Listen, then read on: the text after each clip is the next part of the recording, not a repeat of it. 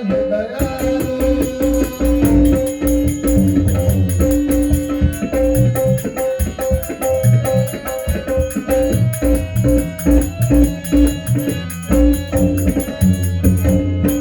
हे महात्मा, कहिए राजन। आपसे हमने जो वादा किया था वह वचन अब पूरा करने का समय हमारा आ चुका है।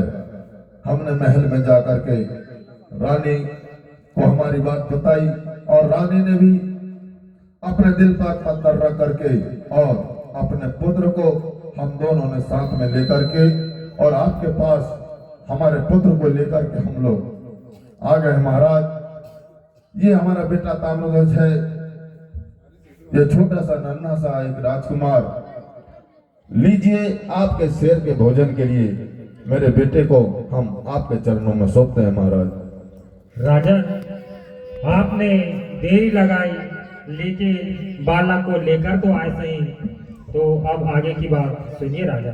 सुनाइए महात्मा। दोनों प्राणी मन मगन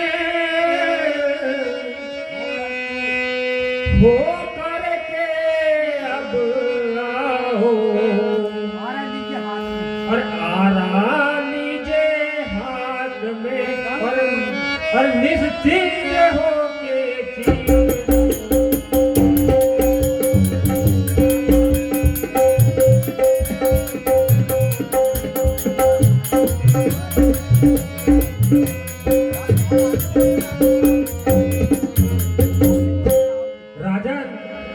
आपने बालक को हमारे सामने ले आए। अब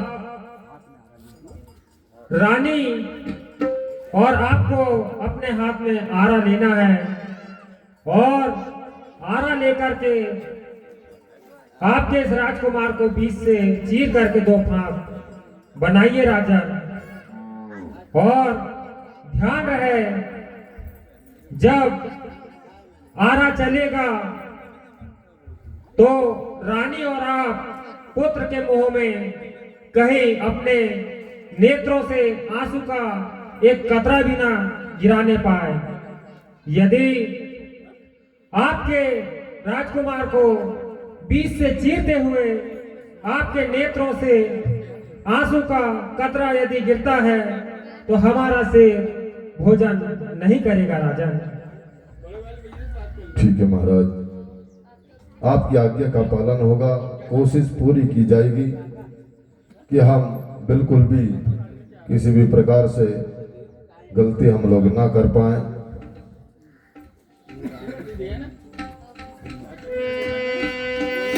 हे महारानी,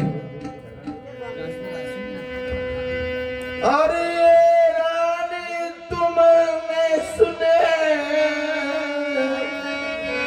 और कहे संत जो बैल यहाँ और सुध चीरत को यहाँ पर अरे आंसू गिरे नैन यहाँ।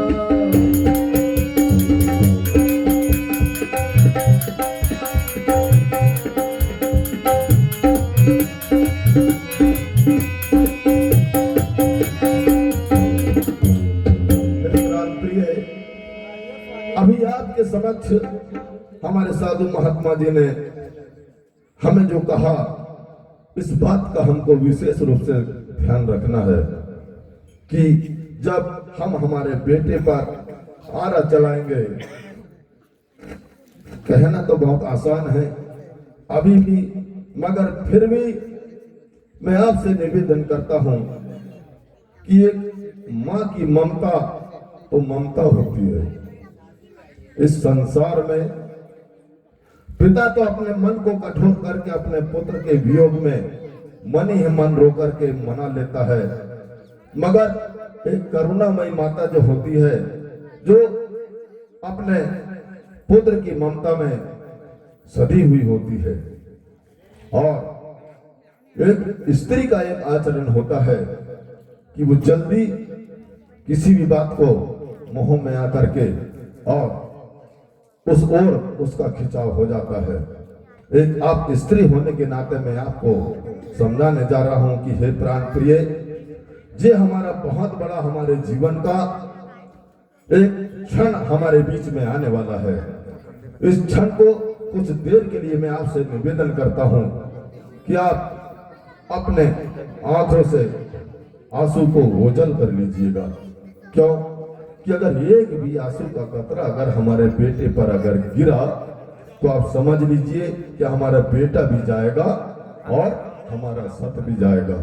कोशिश हम लोग यही करें कि बेटे पर आरा चलाते हुए और हमारे आंखों से एक भी आंसू ना निकले, बस इस बात का आपको विशेष ध्यान रहे मेरी प्राण प्रिय।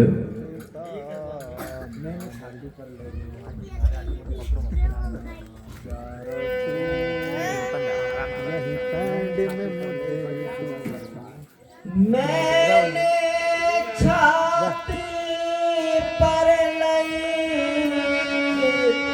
बाग सिला कर गाए हैं, तुम प्रीतम अपनी कहो कैसे देखा जाए।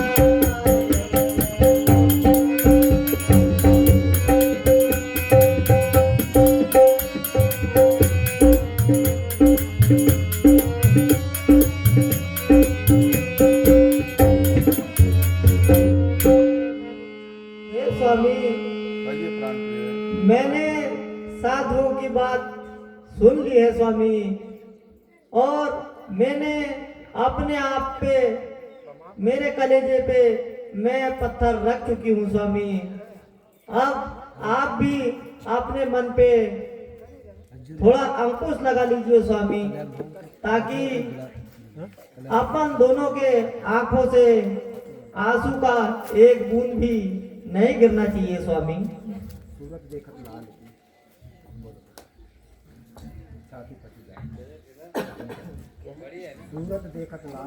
छाती फटी।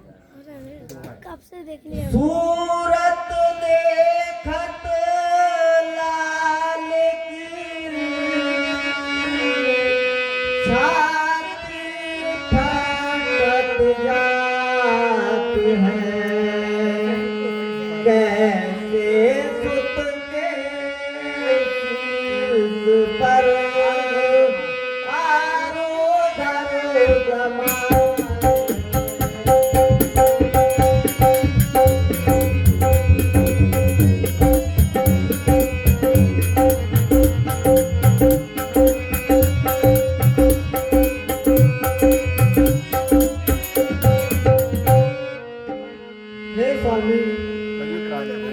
मुझे दुख तो बहुत हो रहा है, लेकिन धर्म की रक्षा करने के लिए, अपने धर्म का पालन करने के लिए ये संभव तो नहीं है, लेकिन फिर भी अपने पुत्र के ऊपर आरा रखना ही होगा स्वामी। और ये शायद मैं सहन कर पाऊं या ना कर पाऊं, ईश्वर हमें अपना धर्म का पालन करने के लिए इतनी शक्ति हमें दे, यही प्रार्थना करती हूँ स्वामी।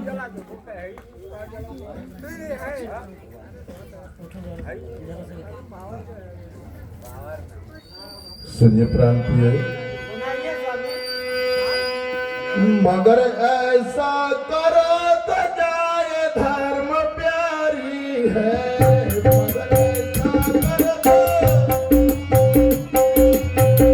जाए सुखी और यह धर्म राजधानी है।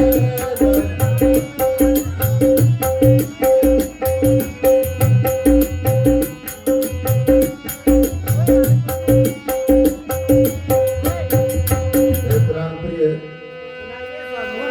आप जो कह रही हो इस पर मुझे कुछ शंका हो रही है। आप कहती हो कि मैं अपने कलेजे में पत्थर रख करके इस कार्य को करूंगी, फिर भी है प्राण प्रिय, बिल्कुल भी अगर किसी कार्य को करने के लिए पूरे मनोयोग से अगर हम उस कार्य को करते हैं तो सफलता हमें जरूर मिलती है। आज सफलता यह सिद्ध कर देती है कि सफलता का प्रयास पूरे मन से हम लोगों ने नहीं किया, चाहे कोई भी कार्य हो। जिस भी कार्य को हम पूरे मनोयोग से पूरे मन से अगर किसी कार्य को हम लोग करते हैं तो उसमें हमको सफलता जरूर मिलती है। मगर प्राण प्रिय, नीति पर चल करके अगर हमको हार भी अगर मिलती है तो वह हमको स्वीकार करना हमारे मानव धर्म के भीतर है। और अनीति से चल करके हमें अगर किसी प्रकार की अगर विजय भी अगर हमको हासिल हो जाती है तो विजय हमको नहीं लेना चाहिए। इसलिए प्राण प्रिय, हम नीति पर चल रहे हैं, नीति पर चल करके हमारे पुत्र पर हम लोग आराम चला रहे हैं, हमारा ये धर्म है। इसके बाद भी अगर ईश्वर को अगर यही मंजूर होगा कि अगर हम संत महात्माओं की इच्छा की पूर्ति अगर नहीं कर सकते तो इसमें हमारा कोई दोष नहीं। ईश्वर चाहे हमको जो भी सजा दे, हम भुगतने के लिए तैयार है। इसलिए हे महाराज, अब हम हमारे बेटे पर आरा चलाने जा रहे हैं। अगर इसमें हमारी कोई गलती अगर हो जाती है तो थोड़ी सी माफी हम आपसे मांगते हैं। क्यों?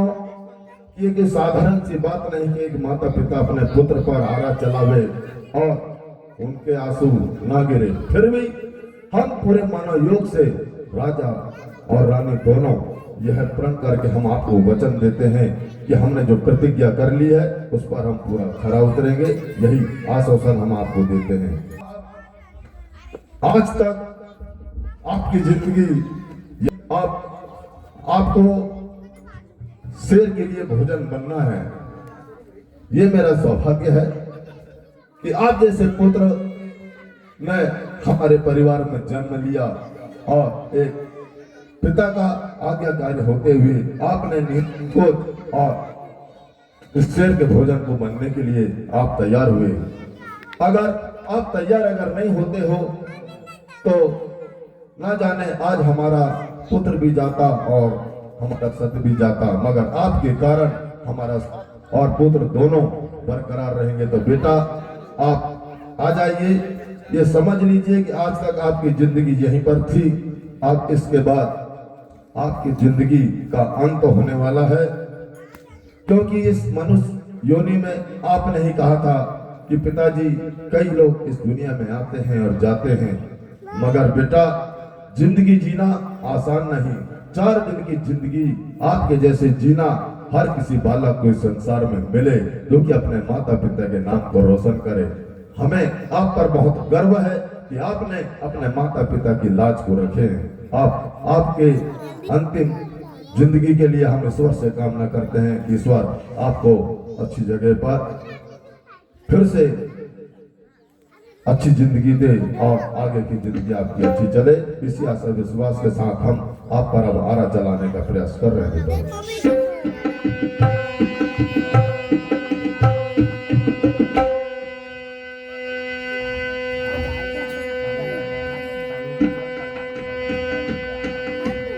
रानी साहिबा सामने आ जाइए। एक बार अपने पुत्र को ध्यान से देख लीजिए और अभी जो कुछ करना है आपको दिल भर के रो लीजिए, मगर जब अपने हाथ में अगर आरा आ जाए तो यह समझ लेना कि हम किसी मूली गाजर में अपना हथियार चला रहे हैं। वही आज समझ के अपने बेटे पर हमें आरे को चलाना है। अगर आपको अगर आंसू बहाना है तो अभी आपके पास समय है। अभी हमने हमारे बच्चे के शीश पर आरा नहीं रखा है। जब हम आरा रख करके उसको अगर चलाने लगे तो कभी भी ऐसा हरगिज ना हो, ऐसा आपसे निवेदन है। तो अब वह घड़ी आ चुकी है कि अब हम हमारे बेटे को आरा चलाने का प्रयास करेंगे। तो मेरे हाथों में तो इतनी ताकत है नहीं कि मैं आरे को अपने हाथों से उठा लूं। मैं क्योंकि माँ की ममता उतनी कठोर भी होती है माँ और उतनी करुणा उदयी भी होती है। तो मैं आपसे निवेदन करता हूँ कि आप इस आरे को उठाइए और अपने बेटे पे चलाने के लिए तैयार हो जाइए। रानी साहिबा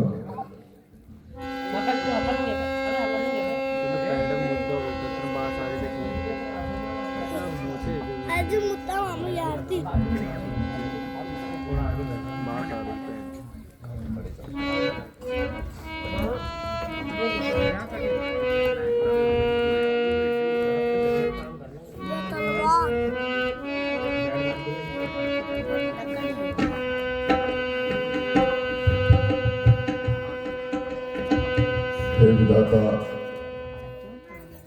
आज हमारा बहुत जीवन का बहुमूल्य क्षण इस जिंदगी का हमारा आज आया हुआ है। इसी क्षण पर आपको हमारी मदद करना है, तो मैं परमात्मा आपसे यही निवेदन करूं कि कुछ क्षण के लिए हमारे शरीर से वरुण देवता, हमारी आंखों से वरुण देवता ओझल हो जावे। कितने भी हमारा अगर मन कठोर हो तो वरुण देवता से हमारी यही प्रार्थना है कि हमारे आंखों में आप बिल्कुल ना आवे, बस ऐसा आपसे निवेदन है। लीजिए रानी साहिबा।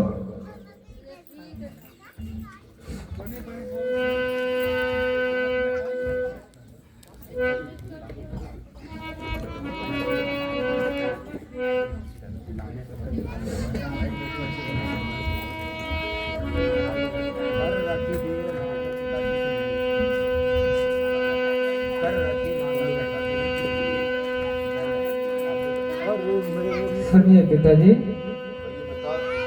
कर रखी देर माता पिता किस लिए जी कर रखी है। कर कड़ा दिल क्यों आरा चलाती, अब तुम्हारा नहीं मैं शेर कटो, जो मुझे चीर कर तुम खिला।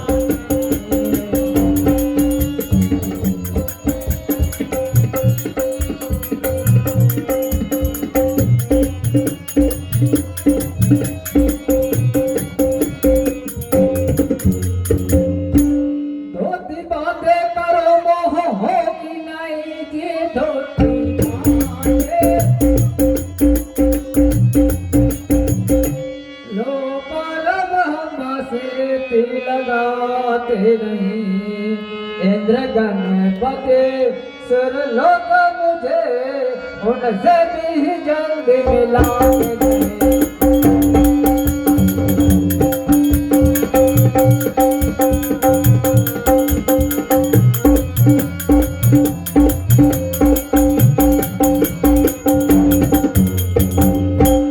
पिताजी, हे माताजी, आप किस लिए देरी लगा रहे हो? अब मैं आपका नहीं रहा, मैं शेर का हो चुका हूँ मैया। हे पिताजी, आप मुझे चीर दीजिए और शेर को दे दीजिए मैया। आप मैं हमारे देवलोक इंद्र गणपति और तीनों लोक के स्वामी से मेरा मिलना भी हो जाएगा। आप देरी ना लगाइए पिताजी और मुझे चीर कर और शेर को दे दीजिए पिताजी।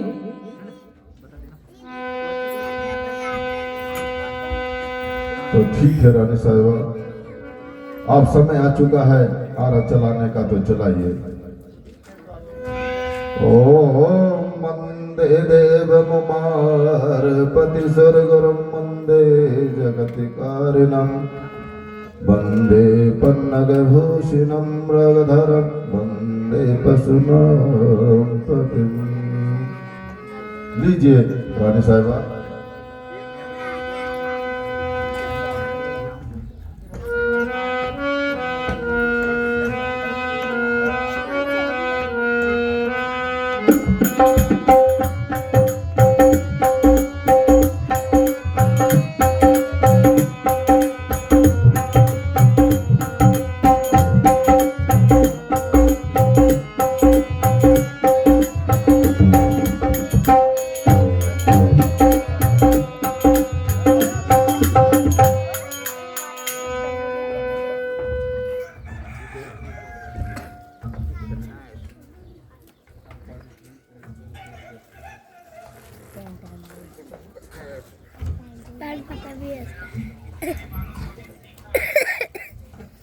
सुनिए राजा।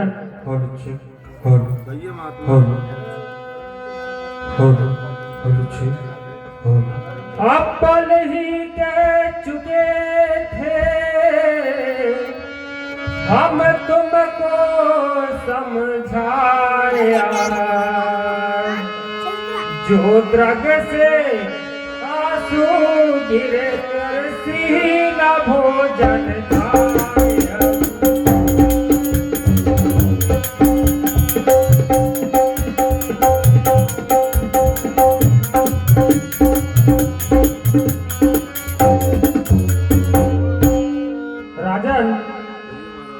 हमने आपको पहले ही समझा दिया था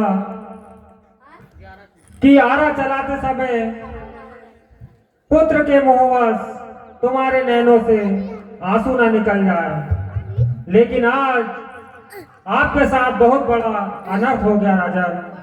आपकी रानी ने पुत्र के मुंह में आंसू गिरा दिया। ऐसे में हमारा शेर भोजन नहीं करेगा और हम यहाँ से रुष्ट होकर चले जाएंगे।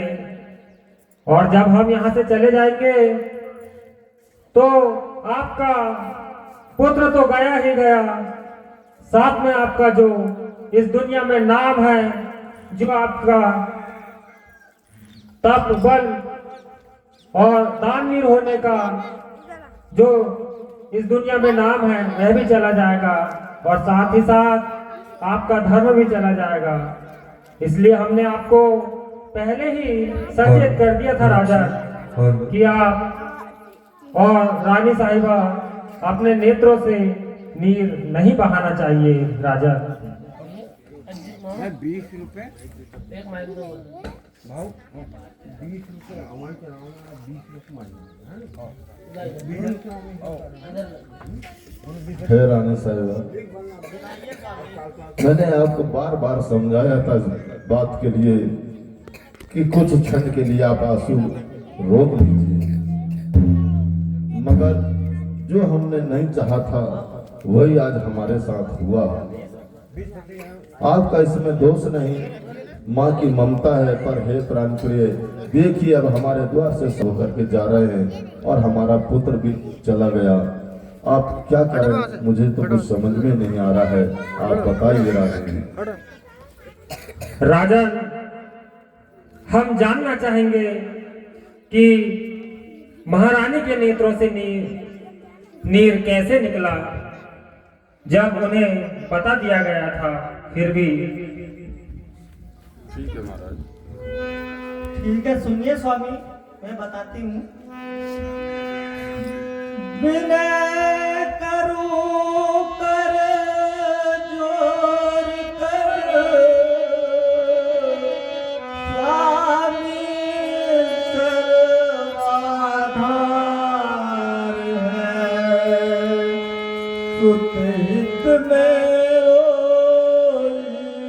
नहीं, ब्रज से आंसू जाए।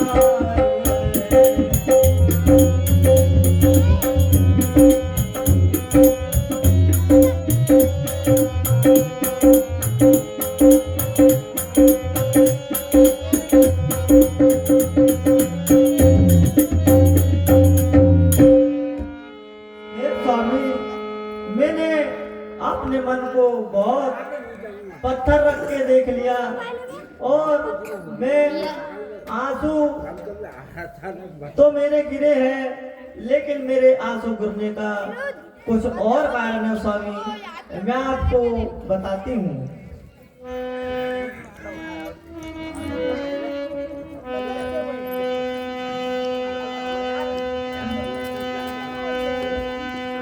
स्वामी सुन के गया मेरा बैठा स्वामी सुन के गया आज बैठा जब कहे आप अपने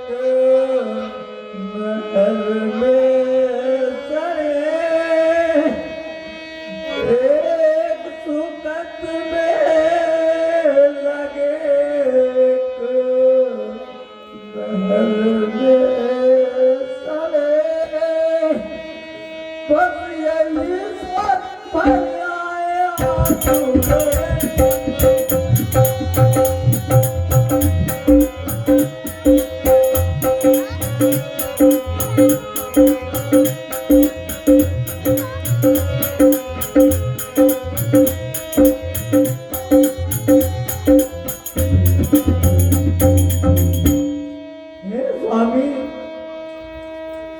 मुझे बहुत दुख हो रहा है इस बात पे कि मेरे पुत्र के दाएं अंग ने ऐसा कौन सा पुण्य किया है जो उसे सिंह खा रहा है।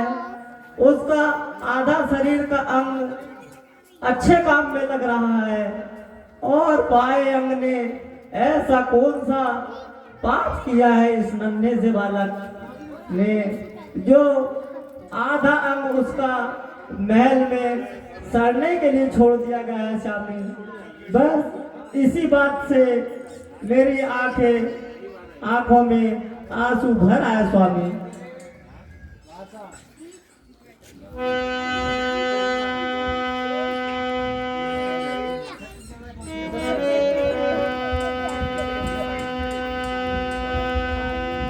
हे स्वामी,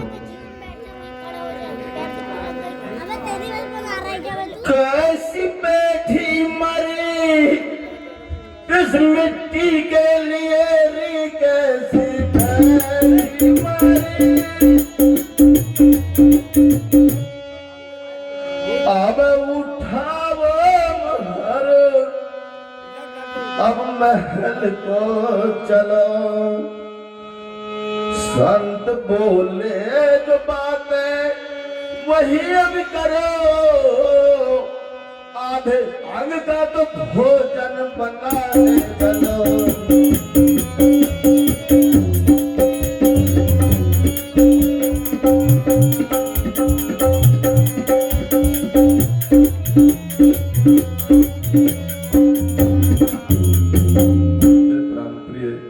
नहीं स्वामी, ये हमारा ताम्रध्वज नहीं रहा जब तक मनुष्य के प्राण में आत्मा रूपी एक वस्तु कहो या दृश्य कहो या सूक्ष्म जीव कहो, जब तक इस शरीर के अंदर वाष्प रूप में, हवा रूप में या उसका कोई भी रूप हमारे शरीर के अंदर है, तभी तक तो ये हमारा मानव शरीर कहलाता है। और जब यह हमारे मानव शरीर से अगर आत्मा निकल जाती है तो ये मिट्टी के समान हो जाता है। जो आज हमारे बेटे का शरीर मिट्टी हो चुका है, इस मिट्टी के लोथड़े, इस मांस के लिए आपका रोना उचित नहीं है। हे महाराज, आपने जो कहा कि आपके बेटे को आरा चला करके आप शेर को मांस दीजिए, दाहिना अंग हमारा शेर खाएगा और बाएं अंग से आपकी रानी महल में जाकर और इस आधे अंग का भोजन बनाएगी और इसको हम ग्रहण करेंगे। क्या महाराज ये भी कार्य हमको करना जरूरी है? ऐसा करना क्या जरूरी है हमें आप बताइए महाराज।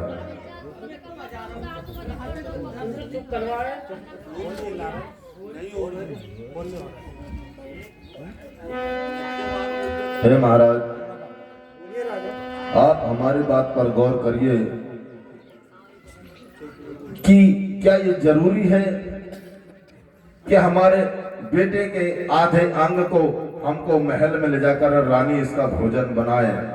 अरे सेठ को पूरा शरीर दे दीजिए। एक माँ अपने बेटे के मांस का अगर भोजन बनाएगी तो क्या वो बना सकती है?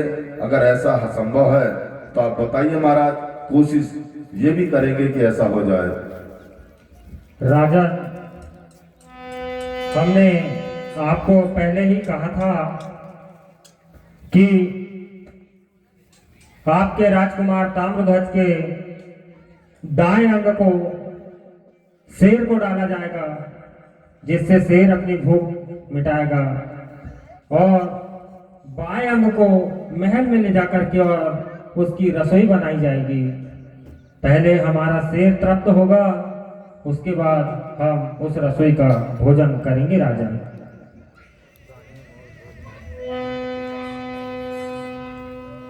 तो सुनिए राजन। सुनाइए महात्मा।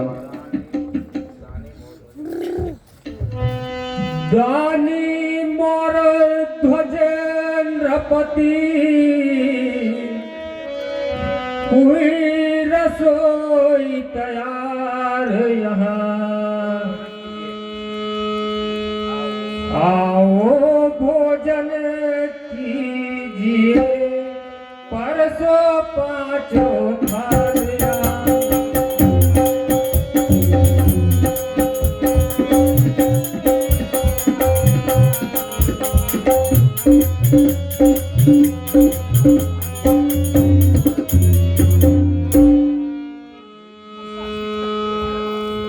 सुनिए राजन। कहिए महाराज। आपकी रानी वृथा ही आंसू बहा रही। हमने पहले ही कह दिया था कि एक अंग महल में रखेगा जिसकी रसोई तैयार की जाएगी। आप आगे की सुनिए राजा। सुनाइए महाराज। एक अंग शेर को डाल दिया जाए और आपकी महारानी को बोला जाए कि वो जाकर के कुएं से जल भर करके लाएंगी और यहाँ चौका लगा करके और रसोई तैयार करवाएगी, और हमारी क्षुधा को शांत करवाया जाएगा रसोई तैयार करा के राजा। हे रानी, आप